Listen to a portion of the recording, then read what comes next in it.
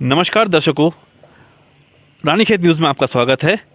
आज हम अपनी सीधी बात करेंगे रानीखेत से विधायक पद के प्रत्याशी श्री प्रमोद नैनवाल जी के साथ, और कुछ ऐसे महत्वपूर्ण मुद्दे हैं जिस पर आप उनकी राय जानना चाहेंगे। तो आइए सीधी बात करते हैं श्री प्रमोद नैनवाल जी के साथ। नैनवाल जी, आपका स्वागत है। धन्यवाद बहुत बहुत, और रानीखेत न्यूज़ का बहुत बहुत धन्यवाद। आप आगामी विधानसभा चुनाव लड़ने की तैयारी पर हैं, तो सबसे पहला सवाल ये है कि आप क्या विज़न है आपका, क्या आप सोचते हैं इस चुनाव के बाद? मैं अभी चुनाव की तैयारी में तो नहीं कहूँ, लेकिन पार्टी से मैं प्रयास कर रहा हूँ कि मुझे पार्टी इस लायक समझे और मुझे यहाँ अपना अधिकृत प्रत्याशी अगर घोषित करती है तो निश्चित रूप से मैं चाहता हूँ कि पिछले लगभग लंबे समय से जिस प्रकार रानीखेत का जो अपेक्षित विकास है वो बिल्कुल अवरुद्ध हो गया है। मेरी पूरी कोशिश रहेगी रानीखेत को उसका हक मिले, रानीखेत की जनता को वो विकास उपलब्ध हो, वो सुविधाएं उपलब्ध हो जो आसपास की के विधानसभाओं को हो रहे हैं। इसलिए रानीखेत के हक की लड़ाई सड़क से लेकर विधानसभा तक लड़ना मेरा पहला संकल्प होगा। मेरा संकल्प होगा कि अगर जनता मुझे इस लायक समझती है, मेरी पार्टी अगर मुझे भरोसा जताती है कि रानीखेत का अस्पताल जिस कदर आज दुर्गति का शिकार हो गया है, जिस प्रकार आज उपेक्षा का शिकार हो गया, केवल रेफरल सेंटर बन के रह गया, इसकी दशा सुधरे। मेरा संकल्प होगा कि भिक्यासैंण से लेकर सियालकोट से लेकर भतोज खान से लेकर पिलखोली, चमड़खान, डोड़ाखाल, तमाम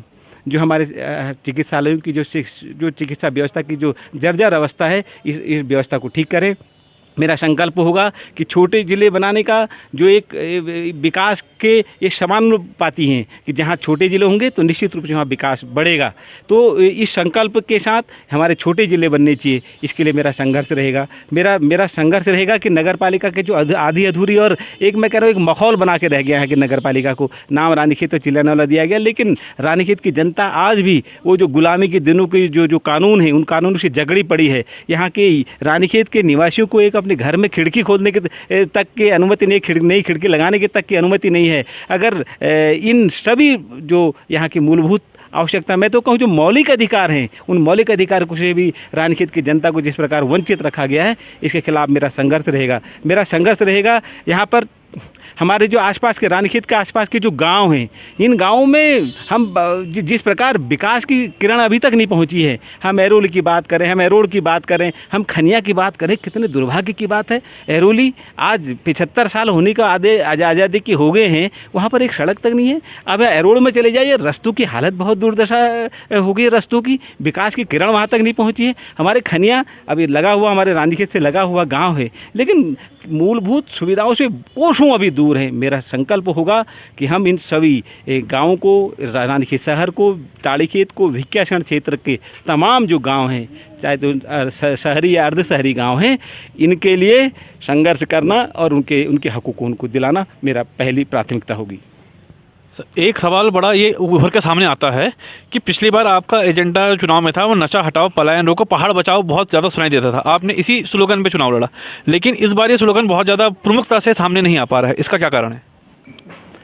शायद हो सकता है कि मैं अपनी बात को आप तक नहीं पहुंचा पा रहा हूं, या क्या पता आप नहीं सुन पा रहे हो, लेकिन पहाड़ से नशा समाप्त होना चाहिए, इस बात की मांग, ये जो आवश्यकता है, ये ज़रूरत है, हमारे खून में है। और वास्तव में मेरा पिछले लगभग एक दशक से भी ज़्यादा समय में जो संघर्ष रहा है, इसी बात का रहा है कि जिस प्रकार बिहार और गुजरात में नशे पर पूर्ण प्रतिबंध लगा है, हमारे प्रदेश में भी पूर्ण प्रतिबंध लगना चाहिए। ये हमारा संकल्प है। मैं यहाँ पर जनता के बीच में जा कर के जनमत करने से लेकर के लोगों को शपथ दिलाई है। युवाओं को, बहुत से युवाओं ने हमारी शपथ को लेकर के जब हमने गाँव में जा कर के उनको शपथ दिलाई, मुझे बहुत प्रसन्नता हुई। आज रानीखेत न्यूज़ के माध्यम से जनता को बताने में मुझे बहुत प्रसन्नता हो रही है कि बहुत से युवाओं के मेरे पास फ़ोन आए, सोशल मीडिया में हमारे युवाओं ने इस बात को स्वीकार किया है कि जब से नैनवाल जी की नशा हटाओ यात्रा गांव में आई, उन लोगों ने जो शपथ दी, तब से उन्होंने नशा करना छोड़ दिया है। यही मेरी बहुत बड़ी जीत है। मैं इसके लिए हाईकोर्ट में नहीं लड़ाई,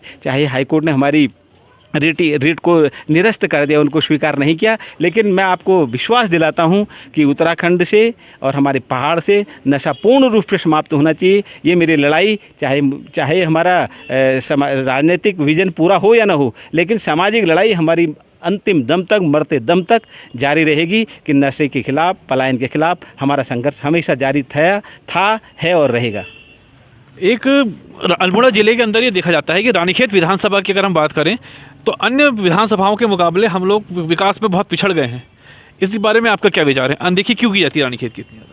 मैं आपको यही बात बताना जा रहा था, जो एक मेरे दिल की पीड़ा है, जो कष्ट है, जो एक पीड़ा जो दिल के अंदर की है कि मैं जब छोटा जब हम बचपन में यहाँ आते थे तो हमारे सिविल हॉस्पिटल जो था, आज स्वर्गीय गोविंद सिंह मेहरा जी के नाम पे है, तो इसमें बागेश्वर, ग्वालदम से लेकर के तमाम जो नैनीताल जिले के तमाम गांव के लोग अपना इलाज कराने यहाँ पर आते थे।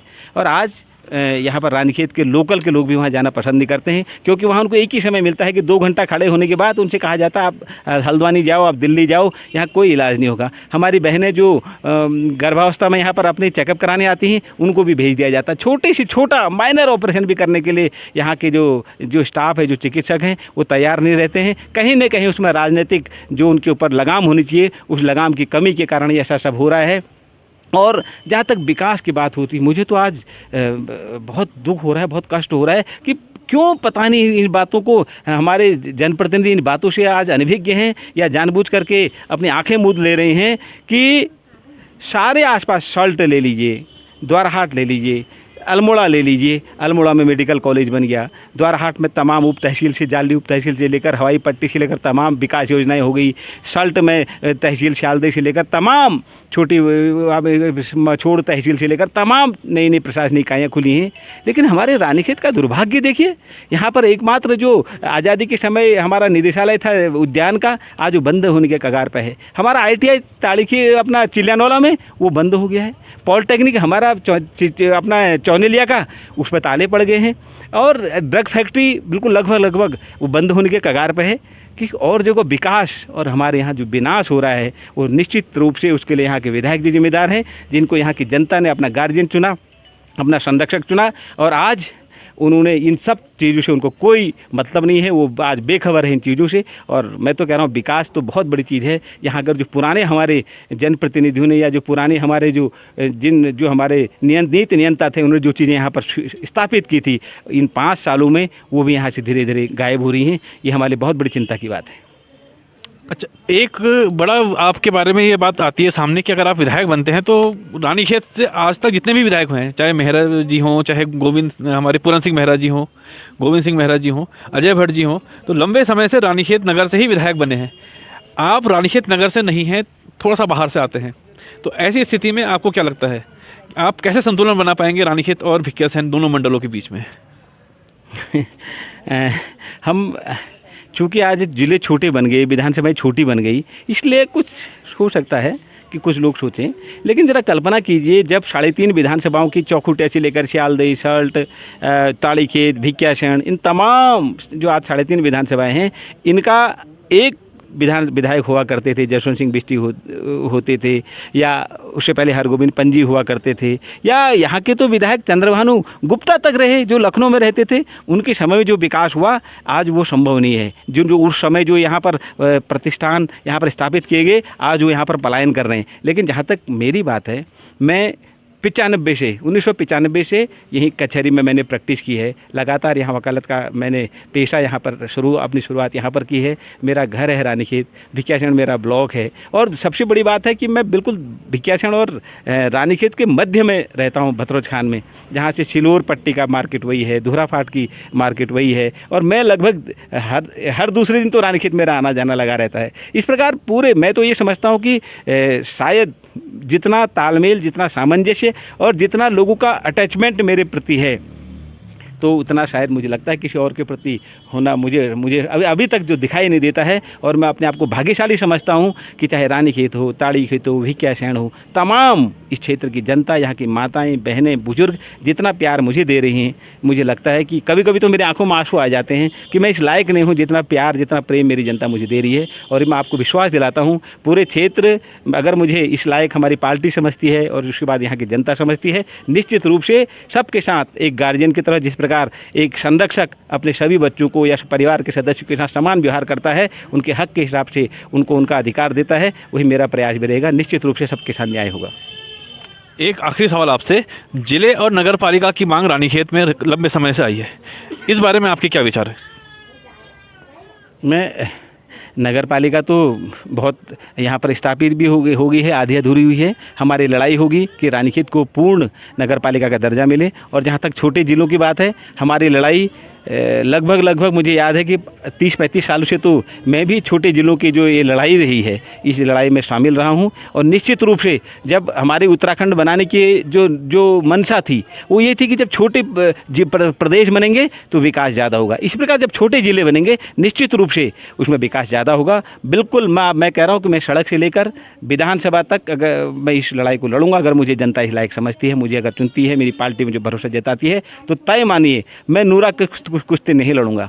कुछ लोग जो आज कांग्रेस के यहाँ पर आज जिनको पार्टी ने पिछले विधानसभा चुनाया, जनता ने चुना, वो जो नूरा कुश्ती यहाँ पर लड़ रहे हैं, मैं आपको विश्वास दिलाता हूँ कि मैं नूरा कुश्ती नहीं लड़ूंगा। हकीकत में लड़ाई लड़ूंगा, क्योंकि मेरी प्रकृति भी रही है, मैं जिसके साथ खड़ा रहता हूँ तो पूरी ताकत के साथ खड़ा रहता हूँ। और जिन चीज़ों से मैं जिससे असहमति व्यक्त करता हूँ तो उसके लिए खुल के मैं असहमति व्यक्त करता हूँ, उसका साथ नहीं देता हूँ। और मैं बताना चाहता हूँ कि आज जनता को समझने की आवश्यकता है, यहाँ की विशेषकर रानीखेत की जनता, हमारे भिकियासैंण ताड़ीखेत की जनता को समझने की आवश्यकता है कि छोटे ज़िले की मांग करने का अधिकार किसी भी प्रकार कांग्रेस को नहीं है, यहाँ के विधायक जी को नहीं है। इनके जिया जी पिछले चुनाव में आदरणीय हरीश रावत जी यहाँ के मुख्यमंत्री थे, वो चाहते थे 24 घंटे के अंदर में यहाँ पर ज़िले की घोषणा कर सकते थे। वो चाहते तो यहाँ डीएम और एसपी बिठा सकते थे, तो उनके द्वारा ऐसा कुछ नहीं किया गया। आज कहते हैं कि एक मौका और दूं।